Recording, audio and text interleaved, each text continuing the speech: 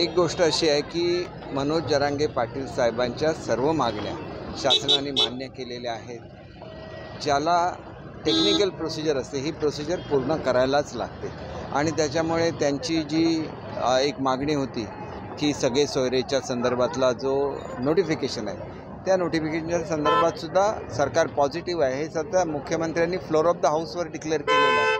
त्याच्यामुळे असं करून लोकांचं जी एक सहानुभूती आहे मराठा समाजाला ती थोडी कमी होते. याचा त्यांनी सहानुभूतीपूर्वक विचार करावा.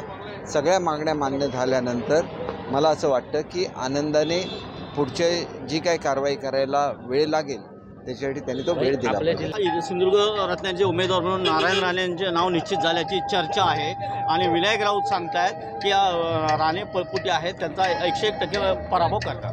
हे बघा, विनायक राऊत मुळात निवडूनच आले नसते. या जिल्ह्यामध्ये मी आणि राणेसाहेब राहतो. विनायक राऊत तर मुंबईला राहतात. त्यांना निवडून आणण्यामध्ये मोठी भूमिका माझीसुद्धा राहिलेली आहे.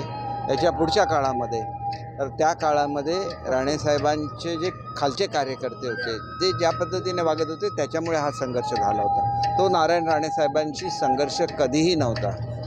ते आमच्या जिल्ह्याचे सुपुत्र आहेत. त्यांना निवडून आणण्यासाठी आम्ही दिवसरात्र एक करू आणि त्यांना दाखवून देऊ की सिंधुदुर्गची आणि कोकणी माणसाची ताकद काय असते. मुंबईला राहून सिंधुदुर्ग चालवण्याची भाषा कोणी करू नये.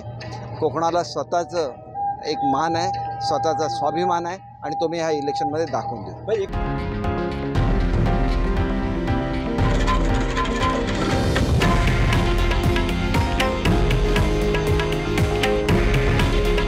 हे आहे देशातील नंबर 1 न्यूज नेटवर्क आणि आपण पाहत आहात TV9 मराठी.